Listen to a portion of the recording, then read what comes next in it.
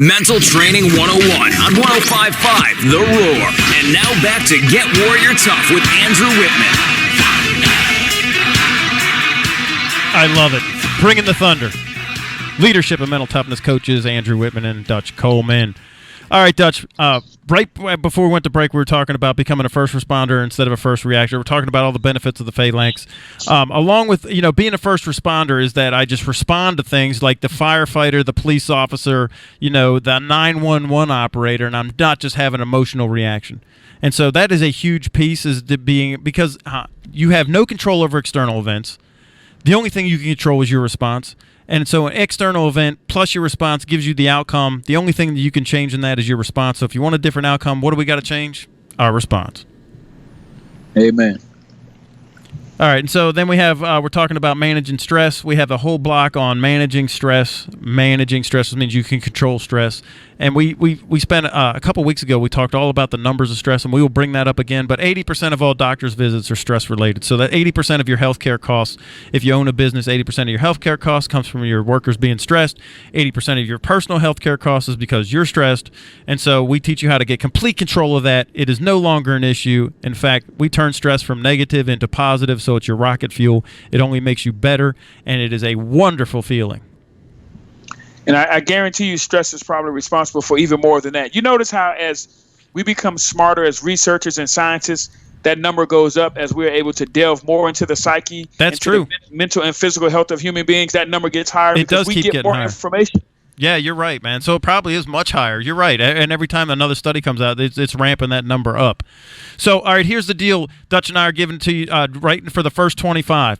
Now, I think some of those spots are already gone, so you better get on this fast. Call the office, 864-977-1443. All right, the first 25 of you that sign up for the phalanx before December 1st, the kickoff date, you will get personal coaching on your vision statement. You'll get personal coaching on your identity statement, personal coaching on an execution formula. You'll get personal coaching for whatever is keeping you awake at night right now. And I'm going to tell you, this is huge because this is where Dutch and I make our big money, is for people that are high-end CEOs, athletes, coaches. They're the ones and so we're offering this to the first 25. So jump on it.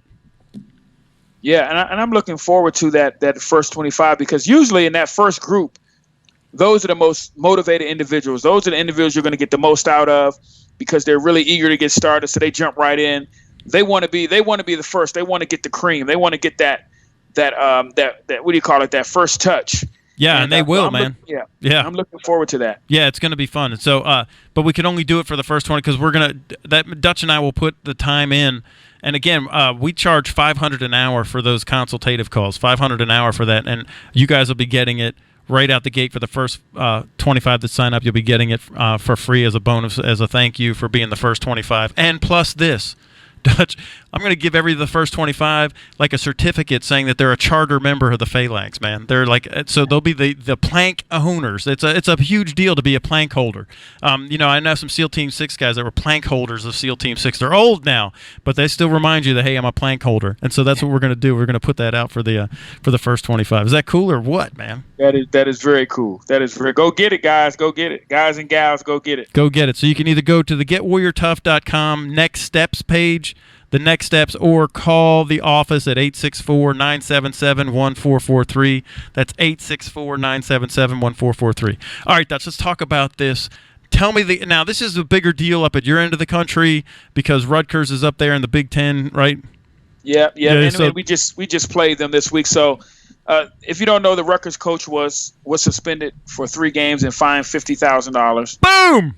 And it just so happened that when the decision came down, they had to play Penn State this past week. So I was at the game. I saw everything. I saw the atmosphere. I saw their kids, and I was wondering what was going through their minds. So you have a coach who has a starter on the football team that is in danger of failing a course or a test or something that would keep the kid from being eligible.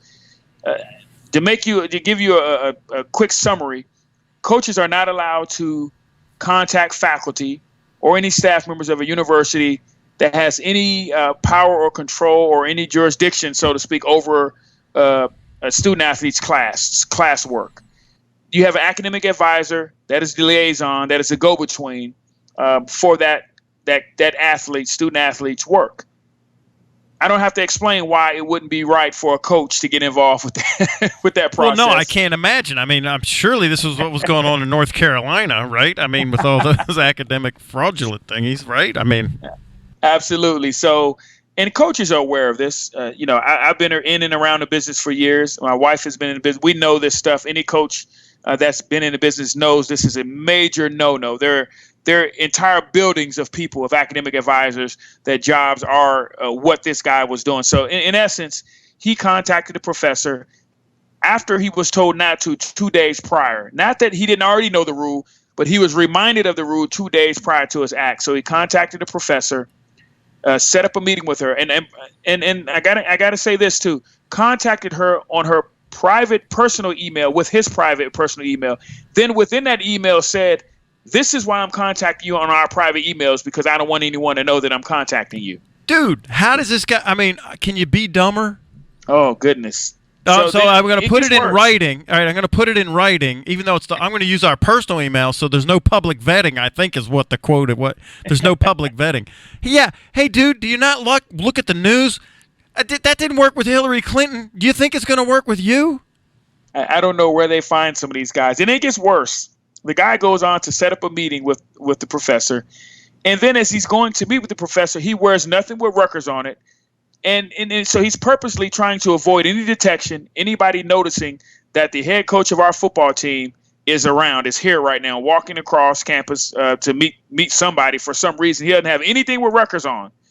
Was he wearing was he wearing a hood or something with sunglasses or a big trench coat with the collar up? I mean, dude, has this guy watched too many old movies or what? Cloak and dagger, baby. Cloak and dagger. And not good at it. I mean, ridiculous. I mean, this is Clark Griswold stuff, man. And so, so these are all the things that lead me to believe that not only was this guy breaking the rules, he was in a very organized, horrible plan, but a planned fashion trying to get around the rules. And I'm like, you're really trying to circumvent all the things that were put in place for great reasons, and all the great reasons that we have these amateur athletics and all these systems in place. He's trying to circumvent it, and he's doing a horrible job. But there's no doubt that he's cheating. And this is the leader of men, of young men, impressionable young men right out of high school, and those that are entering what I call true manhood. This is your leader right here. And we wonder why we have some of the issues that we have in today's society. Right. And here my take on this is that he was just bad at it. I think that there's a lot more of this going on, that folks are better at it, that at least, that aren't as dumb. Yeah, you know what? You're absolutely right. North Carolina, we can be honest and say North Carolina was getting away with it for years. Now they've been investigating for years, which I don't understand why the investigation is still ongoing. But they were doing it for years, and there are a lot of other places. Make no mistake about it. Just because you haven't been caught doing it doesn't mean you're not doing it. So you're absolutely right. There are a bunch of people doing it. They're doing a much better job, but it's going on, and it baffles me why or how a leader can preach what we preach. Because I say we because I'm one of those guys. Right. Preach what we preach and do the exact opposite privately. Well, and you and I, we've talked about this before, and we talk about it when we're going into corporations, and we talk about this. We all have a public life, we have a private life, and then we have the secret life. And the secret life is what goes on inside our head, and then that's our internal identity and our thoughts and our self-talk and our self-esteem and all that. If we don't get that under control, that will come out. Right? The thing that you do secretly will come out publicly. Bill Cosby, excuse me. Tiger Wood, right, and all this stuff. And this guy from the Rutgers Coach, here's another one. And so this is why this is why I'm so glad I'm hooked up with you, okay? Because this is you and I have decided that we're going to be congruent and transparent. That whatever we do secretly, that's how we will live privately with our families, and also how we'll live publicly. There's no difference we're congruent. We're the same behind closed doors as we are inside our head, as we are publicly. Most people try to fix that public face, and I think that's that's how our culture is. That we fix the public face. Then we try to work it backwards instead of working from the inside and push our airspace out. We try to fix that thing outside where nobody else can see it, and then we don't ever fix on the inside, and that definitely will come out. Absolutely. And the thing is, I don't want anyone to mistake this with, living in some sort of perfection or some sort of No. utopia. No. The difference is you plan to be great, and you're gonna falter, you're gonna make mistakes, you're gonna fall short, but you plan to be great. Now, this Rutgers guy planned to be horrible. he Wow. planned to be horrible. Now, we can't go around life planning to be horrible, planning to be deceitful, planning to do evil, and planning to do wrong. That's where we're trying to get you from. We're trying to get you to plan in excellence, right? And plan with a world-class attitude, a world-class mentality, and those type of things. And then again, you will fail, you will fall short, but you'll be able to fall back on some good stuff. Right, and that's why. And this goes back to internal identity. Here's my internal identity: that I'm a man of excellence who always keeps his word. Excellent meaning this is the values by I live my life. I don't have to ask if this is moral or ethical because I'm a man of excellence who always keeps his word. That drives everything that I do. Whether I'm acting as a father, whether I'm acting as a husband, whether I'm acting as a coworker, whether I'm acting as a friend, whether I'm acting as a coach or a consultant, whether I'm acting as a trainer or a speaker. Okay, so a man of excellence. I'm going to give it my absolute best shot. If I fail, I'll make course corrections and get more training and work at it. But I know I can go to sleep at night knowing that I gave it my best shot. I gave 100% effort. I'm not half-stepping. I'm not trying to take a shortcut. I'm not trying to cheat. I'm not trying to, get one over on everybody. And you and I have had these conversations in the past too. It's cultural that we want to take the shortcut and not do the hard work. Absolutely. That's what this guy was doing, man. Yeah, he was, and we can go on and on about all the ramifications, all the collateral damage that happens with that, with the kid himself. Right. You're trying to get this kid out of trouble instead of having this kid face his troubles. Instead of having a kid take responsibility for him not doing the work, him failing the class, even if it comes with a punishment, even if it comes with a suspension, him missing a game or two. But what happens is when you do it this way, the whole team suffers. So now the 100 or some odd people, the entire fan base, all these people suffer because the coach is gone, as opposed to one individual possibly missing a game or two. You have the head of the body missing 3 games and being fined $50,000. Right, and here he's asking the professor in his email, what do we have to do to do a grade change? Well, instead of asking the professor how could we get the grade change, how about you take the kid and say, what do we have to do to get your grade changed? Do you need a tutor? I mean, you know what I mean? Like, this is so backwards. It's not, but this is where I won't say most. Let me take that back. There's a lot of folks that take the shortcut.